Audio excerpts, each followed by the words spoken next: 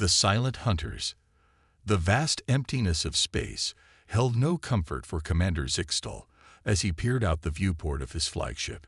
The Arcturian Alliance's once mighty armada now huddled in the shadow of a gas giant, licking its wounds after yet another devastating encounter with the Terran Expeditionary Force. Zixtal's mandibles clicked in agitation. "How?" he muttered, his compound eyes reflecting the distant starlight. "How do these humans keep besting us?" His second-in-command, Sub-Commander Vreen, approached cautiously. "Sir, the reports from the ground forces on Epsilon Eridani II have arrived. You may want to see this for yourself." The holographic display flickered to life, showing footage from the helmet cams of Arcturian soldiers. The images were chaotic, troops running for cover, plasma bolts flying wildly. And then, nothing. One by one, squad leaders fell, their life signs flatlining without warning or visible cause.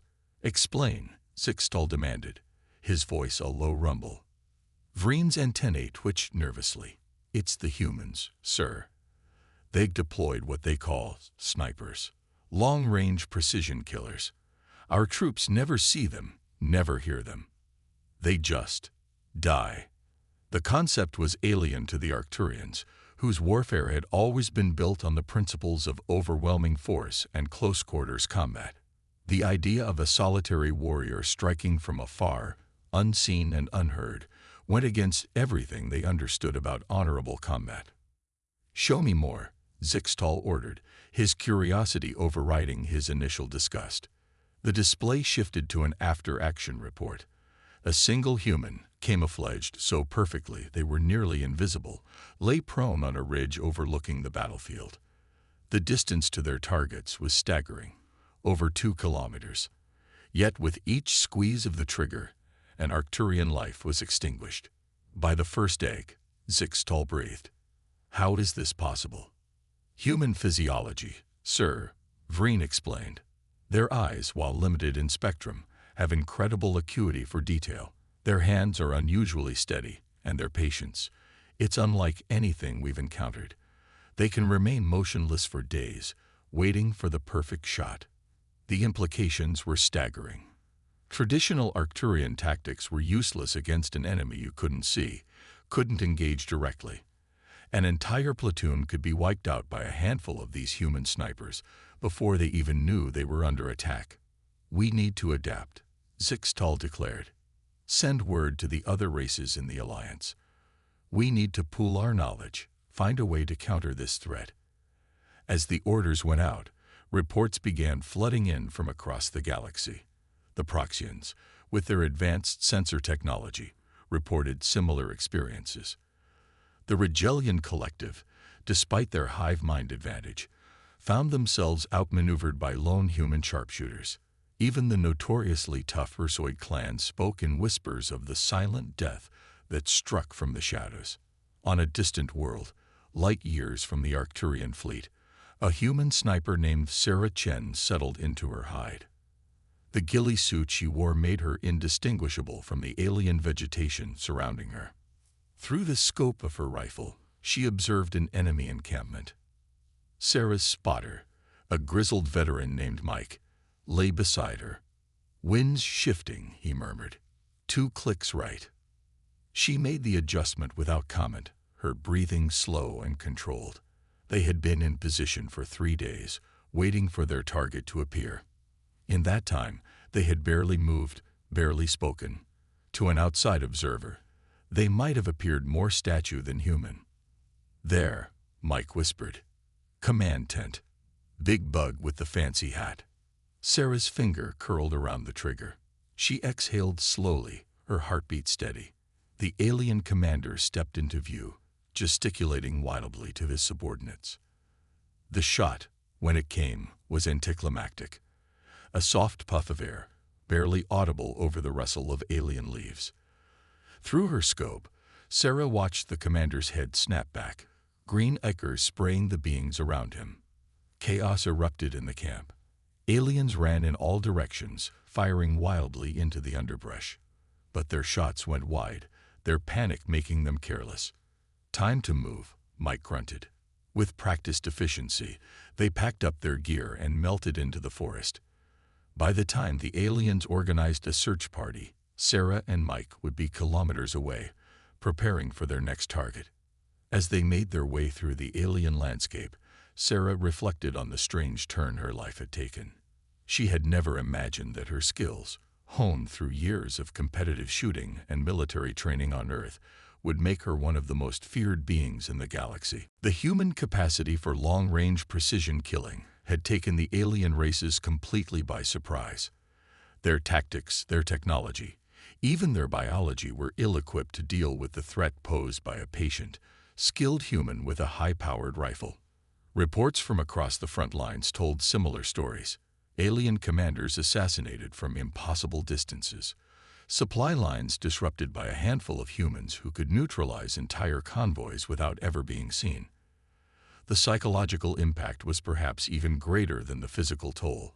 The constant fear, the knowledge that death could come at any moment from an unseen enemy, was breaking the will of even the most stalwart alien warriors. As Sarah and Mike reached their extraction point, a thought occurred to her. The aliens feared human snipers not just for their lethality, but for what they represented. In a galaxy of hive minds, of beings that relied on overwhelming numbers or advanced technology, humans stood apart.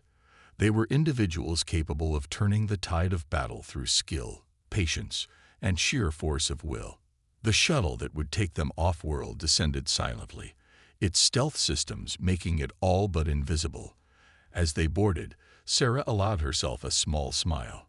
The galaxy was learning to fear humans, yes, but perhaps in time they would learn to respect them as well. For now, though, there were more targets, more missions. The war was far from over, and Sarah knew that her rifle would speak again soon, dealing death from afar with cold, calculating precision. In the vastness of space, the human sniper had become the apex predator, and the galaxy trembled at their name. The adaptive prey. The Galactic Council chamber buzzed with tension.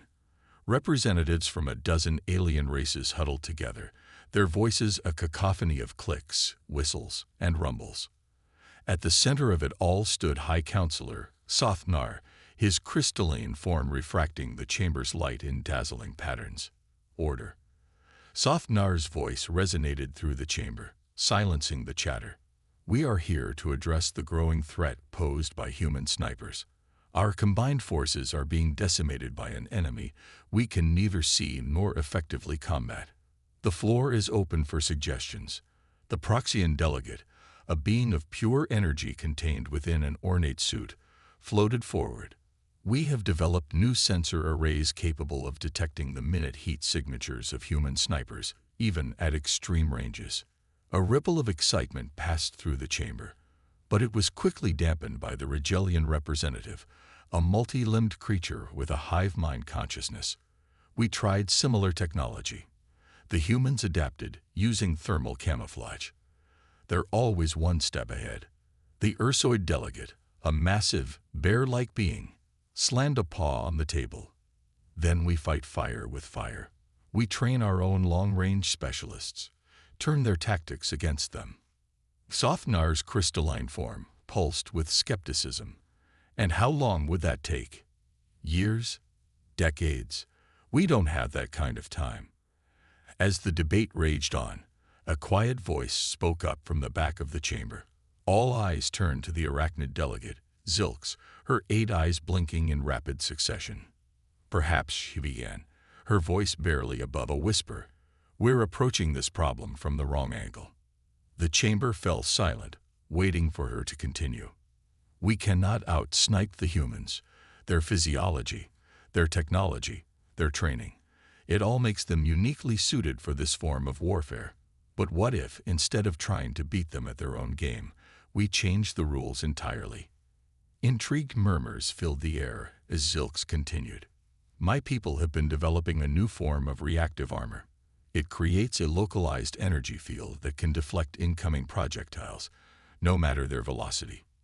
If we can perfect this technology, we could render human snipers ineffective.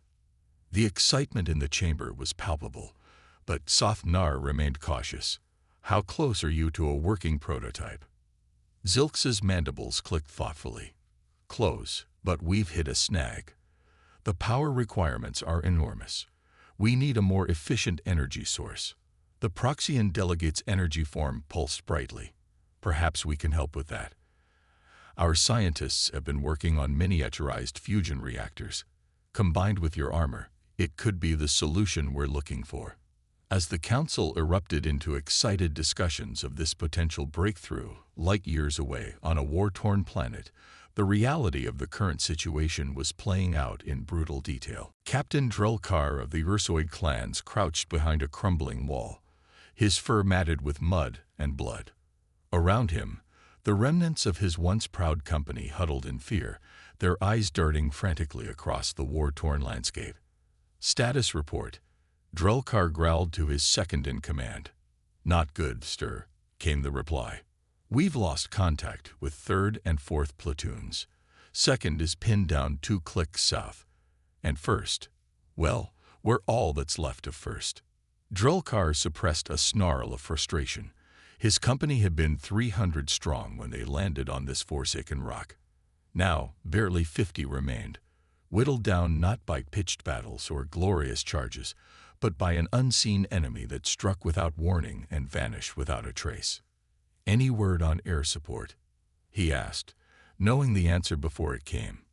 "Negative, sir. Command says the humans have anti-air assets in place. They can't risk the fighters." Of course they can't, Drelkar thought bitterly. Because that would be too easy. That would give us a fighting chance. A sharp crack split the air, followed by a wet thud. Drelkar turned to see his second-in-command slump to the ground, a neat hole drilled through his helmet. "Sniper!" The cry went up, sending the already terrified troops into a frenzy. Some fired blindly into the distance, while others curled into tight balls, as if making themselves smaller would somehow protect them from the invisible death that stalked them. Drelkar felt a rage building inside him, a primal fury that overwhelmed his fear. With a roar that shook the very ground, he stood up, exposing himself to the sniper's line of fire. "Come on, you cowardly humans," he bellowed. "Face me, face us, or are you too afraid to fight with honor?" For a long moment, silence reigned. Then another crack split the air, and Drelkar felt a searing pain in his shoulder. He stumbled but remained standing, his eyes scanning the horizon for any sign of his attacker. There, a flicker of movement, so faint he might have imagined it. But Drelkar's eyes, evolved over millennia of hunting on his homeworld, locked onto the almost imperceptible disturbance in the landscape. "There," he roared, pointing with his good arm. "All units, concentrate fire." A hail of plasma bolts erupted from the Ursoid positions, peppering the distant hillside. For a brief, glorious moment, Drelkar thought they had succeeded where so many others had failed. They had pinned down a human sniper. But as the barrage lifted, he saw 2 figures retreating swiftly over the crest of the hill, moving with a speed and agility that belied their deadly precision. In seconds, they were gone, leaving behind only the bodies of Drelkar's fallen comrades. The captain slumped back behind cover, the adrenaline fading and the pain in his shoulder intensifying. He had seen the enemy, had even managed to force them to retreat, but at what cost? And for how long? As a medic rushed to tend to his wound, Drelkar's mind raced. The humans were not invincible. They could be forced to move, to retreat. But doing so had cost him nearly a third of his remaining forces. It was an exchange rate that favored the humans overwhelmingly. "Sir," one of his troops approached cautiously. What do we do now?" Drelkar looked at the young soldier, saw the fear and desperation in his eyes. He thought of the Galactic Council, of the leaders safely ensconced in their chambers, debating while good soldiers died on forgotten worlds. "We adapt," Drelkar said finally. "We learn, and we survive, because if we can't figure out how to beat these humans at their own game, there won't be anyone left to save." As night fell on the battlefield, Hrelkar began planning. The humans had changed the face of warfare, had brought a new kind of terror to the galaxy. But they were still just that, human, mortal, fallible. And somewhere out there in the darkness, watching through the scope of her rifle, Sarah Chen smiled. The aliens were learning, adapting. Good. It would make the hunt more interesting. The galaxy was changing, the lines between predator and prey blurring. And in this deadly game of cat and mouse, played out across the stars, only one thing was certain. There would be no going back to the old ways of war. The age of the sniper had begun. And with it, a new chapter in galactic history. The unlikely alliance. The harsh twin suns of Xerxes Prime beat down mercilessly on the barren landscape. Sergeant Maya Ortiz, one of Earth's elite snipers, lay motionless under her camouflage netting, her eyes fixed on the dusty horizon. She'd been in position for 3 days, waiting for her target, a high-ranking Proxian general whose death could turn the tide of the war in this sector. But something was wrong. The Proxian base, usually a hive of activity, had gone eerily quiet. Maya's instincts, honed by years of combat, screamed danger. "Sierra Actual, this is Phantom One," she whispered into her comm. "Something's off." Requesting permission to abort mission.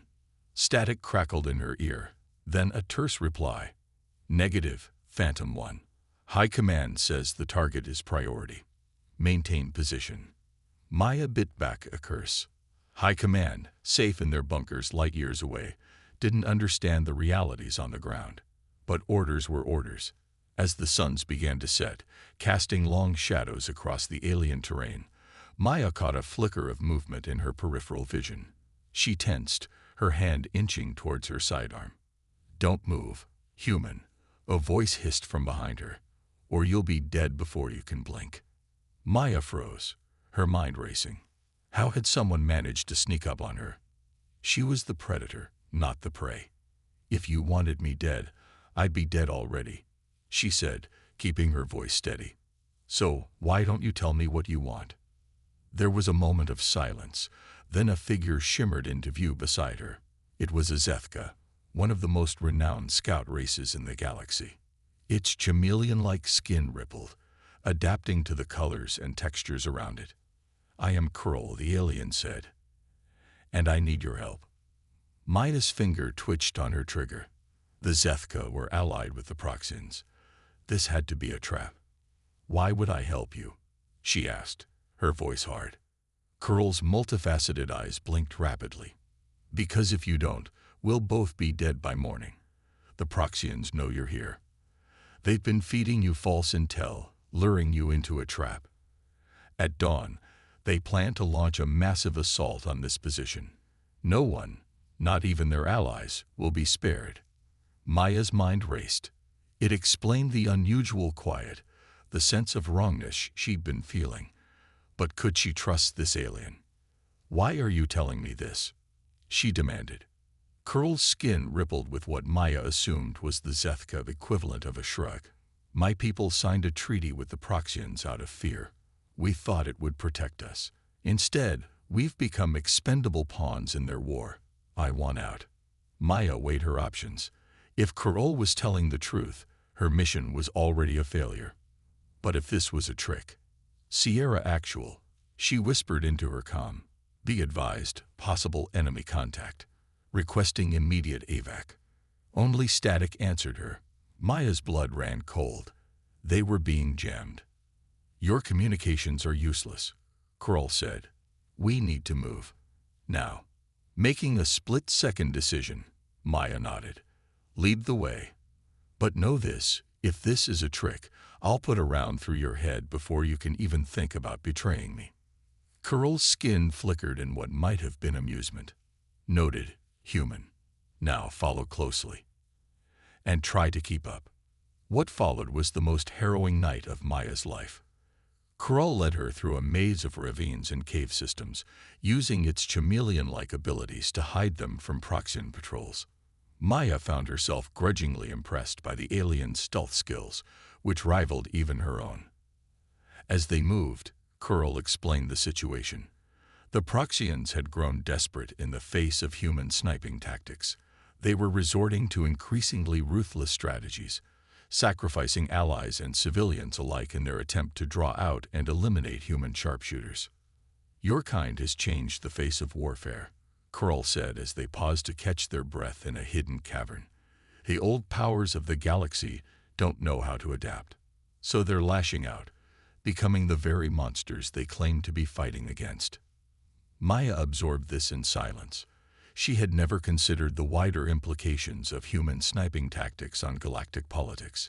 To her, it had always been about the mission, about protecting her fellow soldiers and ending the war as quickly as possible. "So what's your plan?" she asked finally. "Where are we going?" Kurl's skin rippled with an unreadable pattern. "There's a neutral trading post 2 days' journey from here. If we can reach it, we might be able to broker a deal. Your sniper skills and my scouting abilities in exchange for safe passage off this rock." Maya raised an eyebrow. "You want us to become mercenaries?" "I want us to survive," Kurl retorted, "and perhaps in doing so, find a way to end this war before it consumes the entire galaxy." As dawn broke, painting the alien sky in shades of green and purple, they heard the sound of distant explosions. The Proxian assault had begun, targeting the position where Maya had been just hours before. "We need to move," Kurl urged. "It won't take them long to realize their trap failed." As they set out across the harsh landscape, an uneasy alliance forming between predator and prey, human and alien, Maya couldn't help but wonder about the future. The galaxy was changing, alliances shifting like sand in the wind. And she, a simple sniper from Earth, somehow found herself at the center of it all. The journey to the trading post was grueling. Maya and Kurl faced not only the harsh environment of Xerxes Prime, but also constant pursuit from Proxian forces. They moved by night, hiding during the scorching days, relying on Kurl's knowledge of the terrain and Maya's marksmanship to survive. On the third night, as they crested a ridge overlooking the trading post, a ramshackle collection of buildings teeming with beings from across the galaxy, Kurl suddenly tensed. "We're being watched," the Zefka hissed. Maya brought her rifle up, scanning the area through her scope. "Where?" Before Kurl could answer, a voice boomed across the ridge. "Lower your weapon, human. You're surrounded." Figures emerged from hidden positions, a mix of aliens Maya recognized and some she didn't. All were heavily armed, and all had their weapons trained on her and Kurl.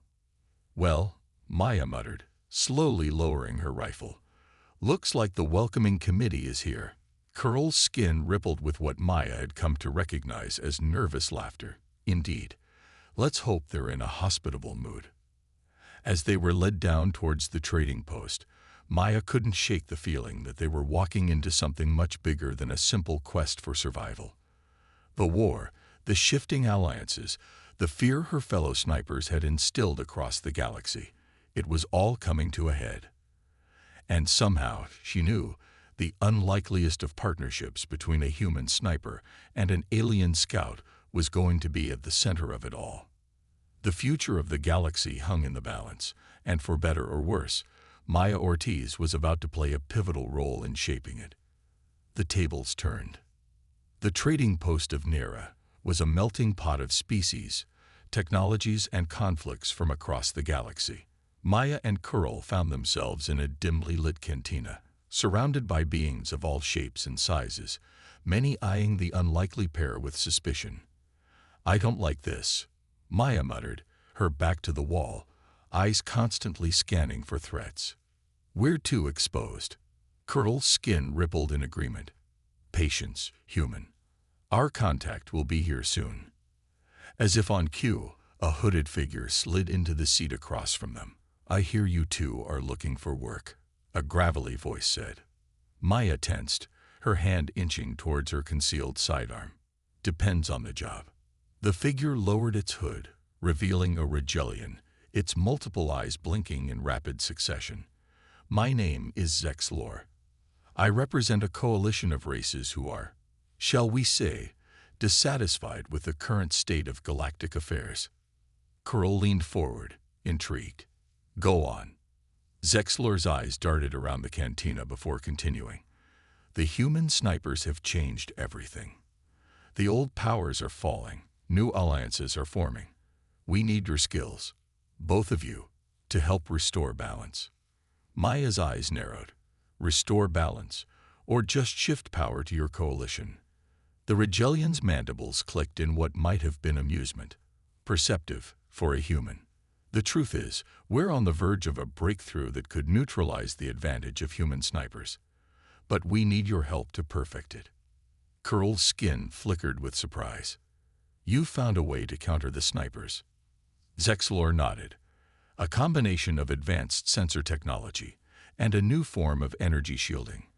But we need field data, and who better to test it against than one of the best human snipers? Maya felt a chill run down her spine. If they had truly found a way to counter human sniping tactics, the entire course of the war could change overnight. And what's in it for us? She asked, trying to keep her voice neutral.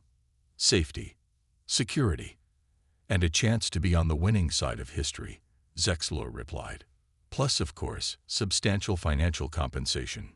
Maya and Curl exchanged glances. It was a tempting offer, but something felt off. Before they could respond, the cantina's entrance burst open. A squad of Proxian soldiers stormed in, weapons raised. There they are, one shouted, pointing at Maya and Curl. Chaos erupted. Patrons dove for cover as energy bolts sizzled through the air. Maya's training kicked in instantly. She flipped the table for cover, drawing her sidearm in one fluid motion. Curl's chandelionic abilities activated, the Zethka blending seamlessly with the background. This way. Curl hissed, grabbing Maya's arm and pulling her towards a back exit. As they ran, weaving through panicked aliens and debris, Maya caught a glimpse of Zexlor slipping away in the confusion. Had the Regelian set them up? They burst out into the neon-lit streets of Nira, alarms blaring all around them. We need to get off this rock, Maya panted as they sprinted through winding alleys. Agreed, Curl replied. I know someone who might help. Follow me. As they navigated the labyrinthine trading post, evading Proxian patrols and dodging suspicious locals, Maya's mind raced. The possibility of a counter to human sniping tactics was troubling. But even more concerning was the realization that she and Curl had become pawns in a much larger game. They eventually reached a small, nondescript hangar on the outskirts of the trading post. Curl approached a hulking reptilian alien working on a battered spacecraft. Groxvar, Curl called out. We need passage, urgently. The alien turned, its yellow eyes narrowing as it took in the odd pair. Curl, what trouble have you gotten yourself into this time? No time to explain, Curl replied. Can you get us out of here or not? Groxvar's eyes flicked to Maya, then back to Curl. The human. You're consorting with the enemy now. She's not the enemy, Curl said firmly. Not anymore. Please, old friend. We need your help. The sound of approaching vehicles cut through the air. Maya tensed, raising her weapon. Whatever you're going to do it fast, she urged. Groxvar let out a rumbling sigh. Fine. Get in. But you owe me big time for this, Curl. As they scrambled aboard the spacecraft, Maya couldn't shake the feeling that they were jumping from the frying pan into the fire. But they had no choice. The Proxians were closing in, and the secrets they carried were too important to fall into enemy hands. The ship's engines roared to life, just as the first Proxian troops burst into the hangar. Energy bolts pinged off the hull as Groxvar expertly piloted the craft out of the hangar and into the star-studded sky. As Nera shrank behind them, Maya turned to Curl. So, what's our next move? The Zethka's skin rippled thoughtfully. We need to warn your people about the anti-sniper technology. But we also need to find out more about this coalition Zexlor mentioned. Something bigger is at play here. Maya nodded, her sniper's instincts kicking in. We need intel, and we need it fast. Any ideas? Curl's multifaceted eyes gleamed. As a matter of fact, I do. Have you ever heard of the Omega Archive? Maya shook her head. It's a legendary database said to contain secrets from across the galaxy. If information about this new technology exists anywhere, it'll be there. And I suppose you know where to find this archive? Maya asked skeptically. Curl's skin flickered in what Maya had come to recognize as a smile. Not exactly, but I know someone who might. As their stolen ship hurtled through hyperspace, Maya found herself marveling at the strange turn her life had taken. From elite sniper to fugitive, from lone wolf to unlikely partner with an alien scout. The galaxy was changing, alliances shifting, and somehow she had ended up at the center of it all.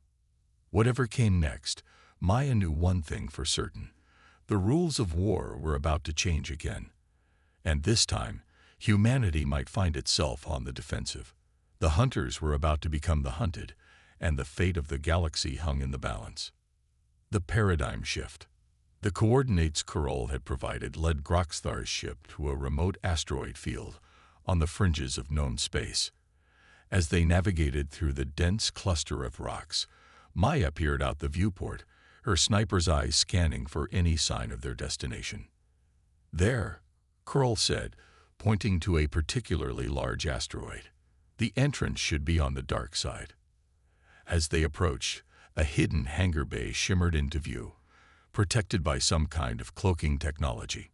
Groxthar expertly piloted the ship inside, setting it down in a cavernous docking area, filled with vessels of various designs and origins. "Welcome to the Nexus," Curl announced as they disembarked. One of the last truly neutral grounds in the galaxy. Maya took in her surroundings, noting defensive positions and potential escape routes out of habit.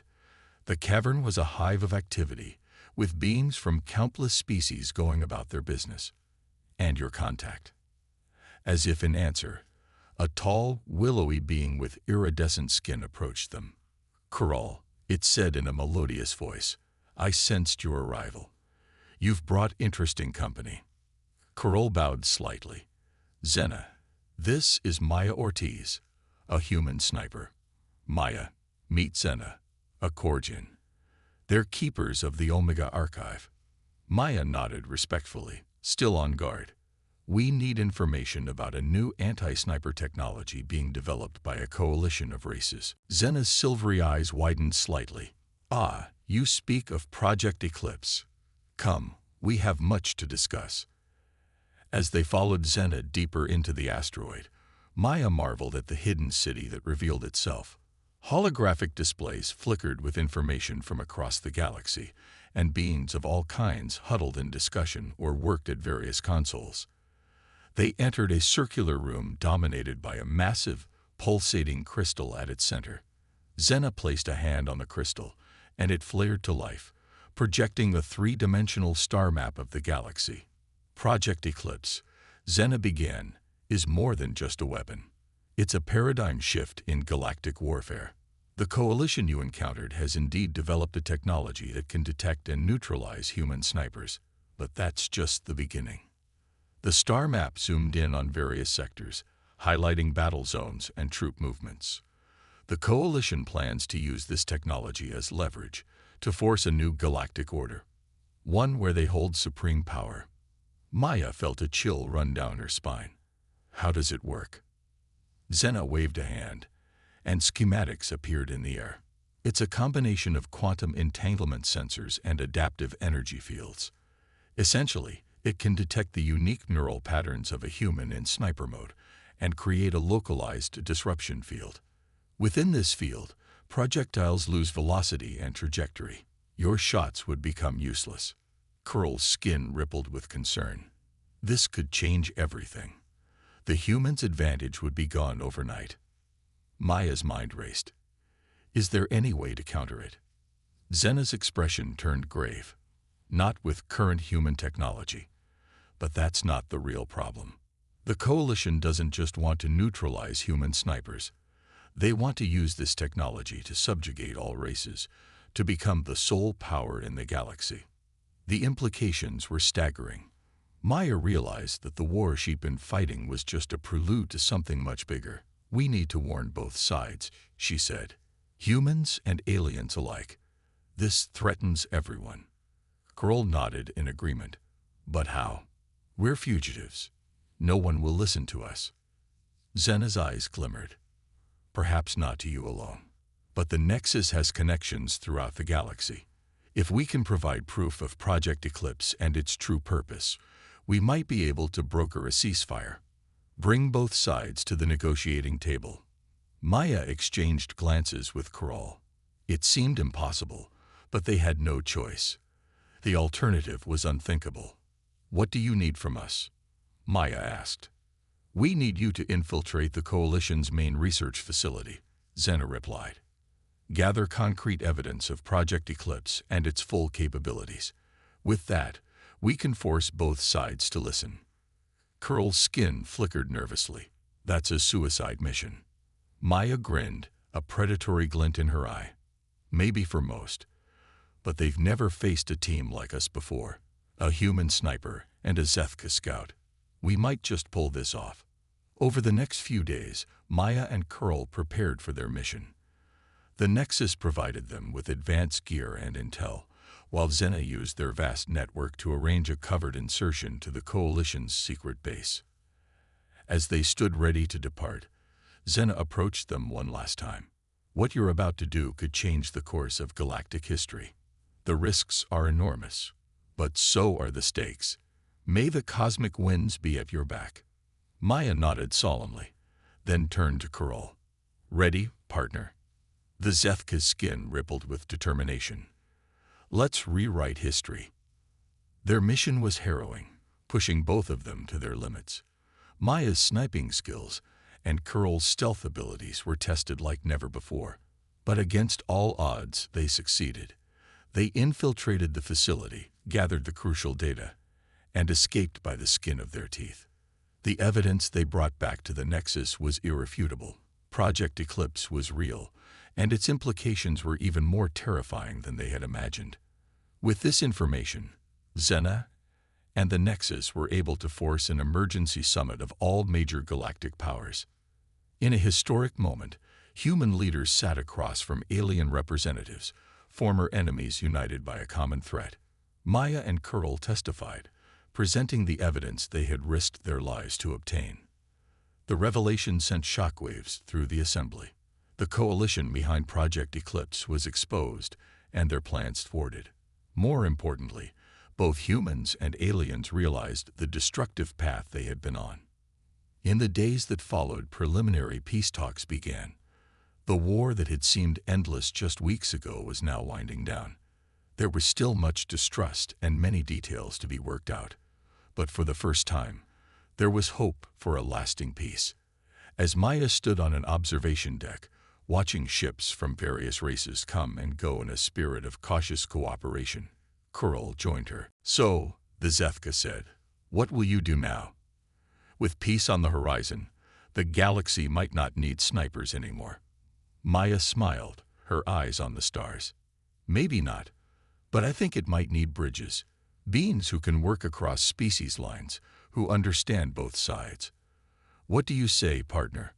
Ready for a new mission?" Kroll's skin rippled with amusement. "Always, human. Always."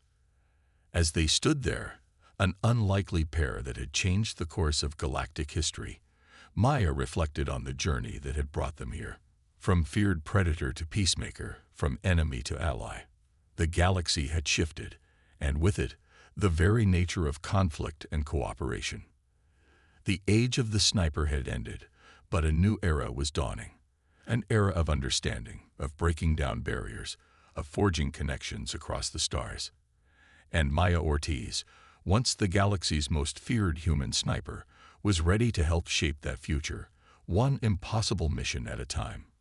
The paradigm had shifted, and the stars themselves seemed to burn brighter with the promise of what was to come.